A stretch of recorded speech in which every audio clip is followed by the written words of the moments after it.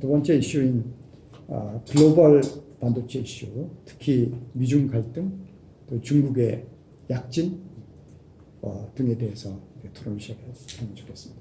현재적으로 봤을 때는 뭐 사실 우리나라 뭐 중착 장비 회사들이 중국에 좀 일부 들어가는 것도 좀 있고, 뭐 사실은 약간 아까 뭐 글로벌한 어떤 우리나라 기업들, 사실 삼성이나 SK 뭐 대기업 입장에서는 우리나라 아직은 뭐 중견기업이긴 한데 장비 업체들이 글로벌 기업은 아니다. 그러다 보니까 이제 전 세계적인 여러 기업들을 서포팅하기에는 그 회사에 대한 어떤 기밀 유지, 이게 되겠느냐, 이게 가장 큰 컨선이거든요. 이제 그런 부분들을 이제 뭐 정부에서는 국가 핵심 기술이라고 해서 막 신고 시스템을 통해서 이제 보호하면서도, 그러면서도 이제 약간 좀 글로벌하게 약간 기술 격차를 가져가면서 해외에 나가는 부분들은 크게 좀 이제 좀 동요하는 그런 상황이고 있거든요. 그런 일종의, 그래서 중국에서 좀 장비가 이제 일부 좀 들어가는 것도 있고요. 많지는 않지만. 그리고 뭐 하지만 일단 기본적으로 저희가 아직까지 중국 쪽에 크게 뭐 장비가 대량으로 들어가거나 이런 건 아직은 없고요. 주로 우리나라의 트렌드는 생산기지, 뭐 중국에 있는 레노버나 어떤 그런 그 기업들을 빨리 대응하기 위해서 국내의 어떤 생산기지를 확장하는 형태로 주로 이제 그런 트렌드로 많이 지금은 진행을 하고 있고, 그나마도 이제 우리나라에서 한 기술 격차를 한 1년 이상은 유지하면서 가도록 일단은 하고 있습니다. 그래서 뭐 미중 무역이 계속 되면 중국 쪽의 가장 큰 타격은 장비나 이런 기본적으로 해외에 의존해야 되는 부분들은 영향을 받을 수밖에 없을 거예요. 그래서 이제 저희가 뭐 중국이 그래도 아직은 기술적으로 차이가 난다고 하지만 신경은 쓰이는 건 사실이잖아요. 그래서 이제 그런 것들이 자연스러운 견제는 이제는 미중 효과, 저희가 받을 수 있는 사이드 이펙트라고 보여지고 있고, 그리고 아무래도 이제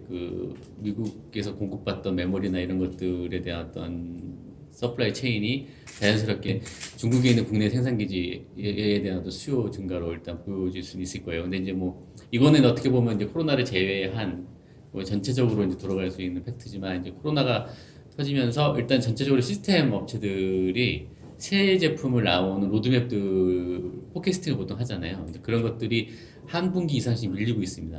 네, 그래서 초기에 지연되고 있거든요. 초기에 그래서 순간적으로 재고량 확보로 물량이 몰렸던 게 지금 이제 뚝 떨어지고 있는 추세예요. 왜냐면 수요기업 시스템 업체들은 메모리를 가져다가 자기 제품 콜해야 되고 이런 일련의 관련들이 있는데 이게 다 밀리고 있거든요. 그러니까 이제 아무래도 이제 그 양산 물량이 이제 조절될 수밖에 없는 상황이고요. 그렇지만 어쨌든 미중국이 계속 오래 가면 국내에서는 약간 이제 사이드적으로 영향을 좀 받는 부분들은 분명히 있을 거라고 보여요. 메모리 수요량이랄지, 뭐 의외적인 어떤 저희 장비나 부품들의 공급이랄지 이런 것들이 좀 실제로도 많이 중국에서 하웨이나 이런 쪽에서 국내 공급기를 많이 타진을 하거든요.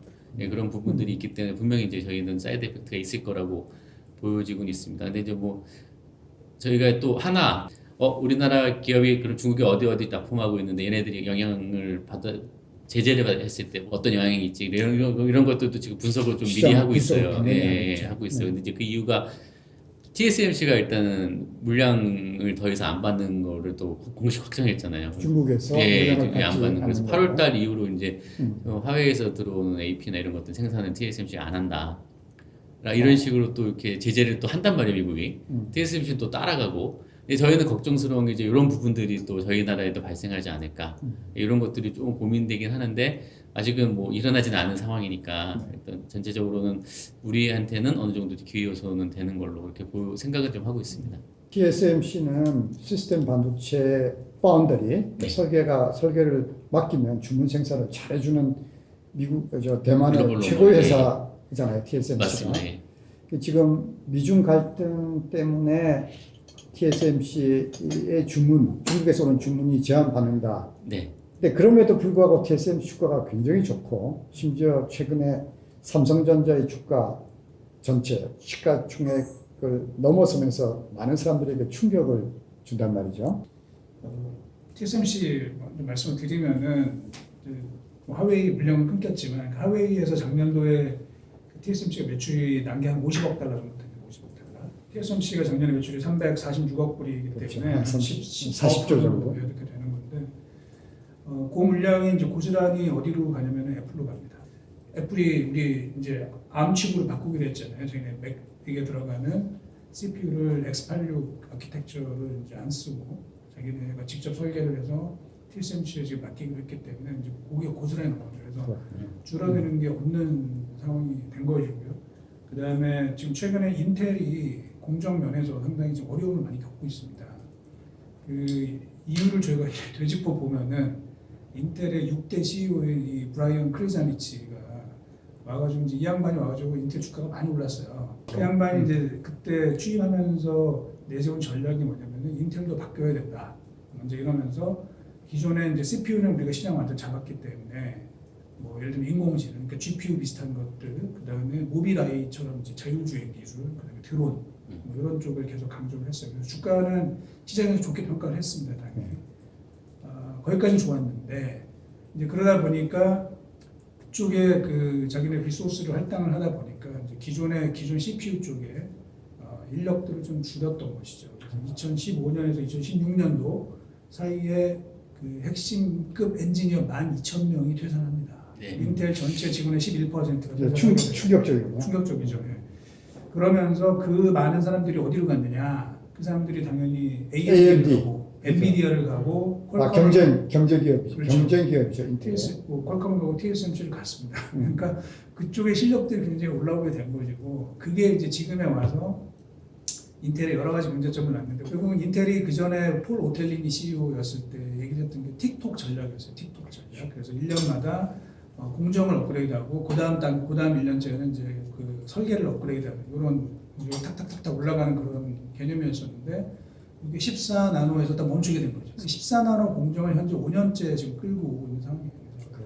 예, 14나노를 제일 먼저 들어간 회사가 인텔이었는데 지금 TSMC나 삼성은 7나노 넘어서 5나노 이야기하고 있는데 그러다 보니까 당연히 그 과거에 인텔이 차지하고 있던 반도체의 지존이라는 그런 개념이 TSMC로 확 넘어간 상황이다 이게 됐고요. 결과적으로는 이번에 이제 컨퍼런스 콜에서도 그 많은 사람들이 인텔의 그 전략에 대해서 이제 지탄을 하고 너네들 이렇게 되면은 IDM 모델을 버려야 되는 거 아니냐라는 얘기까지 나온 거죠. 그래서 완전한 팬리스는 아니더라도 일부는 이제 외주를 줘야 되는 것이 아니냐 이제 이런 얘기가 나오면서 그 수혜를 거의 온전히 TSMC가 가져갈 것 같거든요 현재 상황으로는. 근데 이제 그때 삼성이 만약에 준비가 잘 돼 있다 그러면 사실 삼성의 파운드리에서도 상당히 기회는 될 수 있다고 봅니다. 근데 제가 지금까지 확인해본 뭐 제 개인적인 그 정보를 보면은 준비가 좀 안 돼 있는 것 같아요. 파운드리 사업이 X86 아키텍처를 받아오고 그다음에 인텔의 어떤 물량을 받아올 수 있는 준비는 아직은 안 돼 있는 것 같습니다. 그래서 그게 장기적으로 만약에 인텔이 그런 어려움이 처해진다면 삼성이 준비를 잘한다면 굉장히 좋은 기회가 될 수 있을 것 같아요. 네. 그다음에 이제 미중 갈등을 저희가 이제 되짚어 보면은 뭐 사실은 이게 끝날 것 같지가 않아요. 저희가 봤을 때는 뭐 트럼프나 시진핑 때문에 이게 된 게 아니라 결국은 중국이 기본적으로 예전에 이제 등소평이 얘기했던 도박양해 이거를 이제 버리고 세계 넘버원이 되겠다는 야심을 드러내기 시작을 한 것이고 미국은 중국이 그냥 미국의 어떤 생산 공장이 되기를 원했었는데 이 중국이 자체적으로 기술력이 지금 상당히 많이 올랐거든요. 아직 반도체 기술은 굉장히 처져 있는 게 맞지만 우리가 이제 다른 쪽을 보면 예를 들면 2017년도에 중국이 J31이라고 하는 스텔스 전투기를 만들었습니다. 근데 이제 그게 나중에 딱 보니까 미국 F-35랑 똑같더라. 뭐 이렇게 되면서 이제 기술 유출에 대한 문제점이 생겼고 뒤이어서 이제 중국이 2017년도에 순수 중국 기술로 슈퍼컴퓨터를 만들었어요. 그래서 테오라이트라고 하는 테오지강이라고 하는 슈퍼컴퓨터를 만들었고 그때 이제 칩 자체도 중국의 선웨이라는 이제 자체 칩이 들어갔거든요. 인텔 칩을 수출을 막았더니 그렇게 했단 말이죠. 그래서 미국이 깜짝 놀랐고 중국이 이제 양자 위성 통신, 국자 위성이라는 걸 쌓아 올려서 미국도 전혀 지금 하지 못했던 일들을 좀 하기 시작을 했고요. 뒤이어서는 그 중국이 자체 기술로 항공모함을 론칭을 했습니다. 산둥함이라고 하는 두 번째 항공모함인데 론칭이 되면서 이제 굉장히 미국에서는 이거를 중국을 더 이상 가만둬서는 안 되겠다 이러면서 미국의 대중국 기조가 전략적 협력자에서 전략적 경쟁자로 바뀝니다.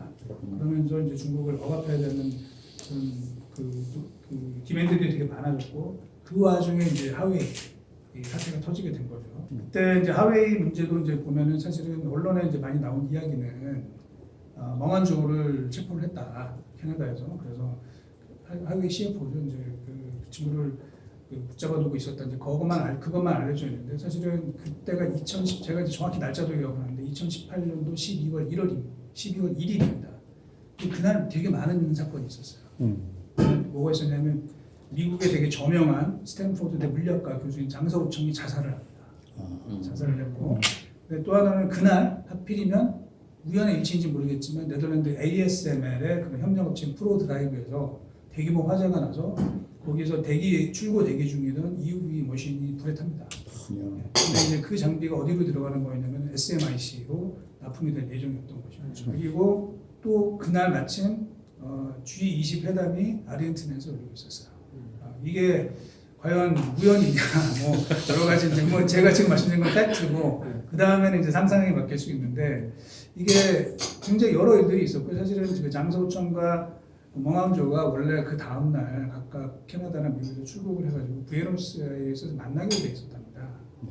왜 부에노스아이레스냐? G20이 열리고 있었으니까 이게 최고위급 이제 공무원들을 만나는 거 아니었냐 이제 이런 스토리가 이제 짜여지는 것이고요. 그리고 그 ASML에 불탄 그 EUV 머신이 그럼 그 이후에 어떻게 됐느냐? 지금 한 2년 넘게 시간이 지났는데 2년 정도 시간이 지났는데 어떻게 됐느냐? ASML이 위약금을 물고 계약을 해지했습니다. 결국 왜냐하면 ASML의 그 레이저 소스 기술 자체가 이제 미국 것이 많습니다. 미국의 압력이 어느 정도 작용하는 것이 아니냐 뭐 이렇게 좀 되고 있습니다. 그래서 이런 일련의 사태를 봤을 때 미국과 중국의 갈등은 뭐 트럼프라는 이상한 사람 때문에 이게 갈등이 시작된 게 아니라 근본적인 미국과 중국의 패권 다툼이 될 것이고 이거는 상당 기간 지속될 수 있을 것이고요. 그럼 그 와중에 어떤 일들이 벌어지느냐? 당연히 글로벌 교육은 둔화될 가능성이 있는 것이고 또 세트 수요도 그걸로 좀 아무래도 이제 네거티브한 영향을 받을 수 있다라는 것이죠. 이건 이제 수요 측면이고 반면에 이제 공급이나 이런 측면에서 보면은 뭐 아까도 여러 이야기가 나왔었지만 결국은 이제 그런 불확실성 그다음에 그 지오그래피컬한 그런 리스크 이런 것들이 확대가 되면서 그 세트 업체들 입장에서 안전제고 레벨이 예전보다 많이 높아질 것 같습니다. 그러다 보면은 지금 당장은 큰 영향은 없을 것 같아요 반도체는. 그렇지만 이제 장기적으로는 사실은 이제 이게 어떻게 우리한테 영향을 줄지 그거는 굉장히 복잡한 상호작용을 통해서 이루어질 것 같아요. 왜냐하면 이제 디맨드는 분명히 안 좋을 텐데 미국이 중국의 기술을 그렇게 통제하기 시작을 할 경우에 중국의 지금 야심인 그 반도체 불기가 볼 때는 굉장히 큰 데미지를 받을 수 있고 그 과정에 우리나라 반도체는 상당히 좀 롱런할 가능성이 많지 않을까 그렇게 이제 그림을 보고 있습니다.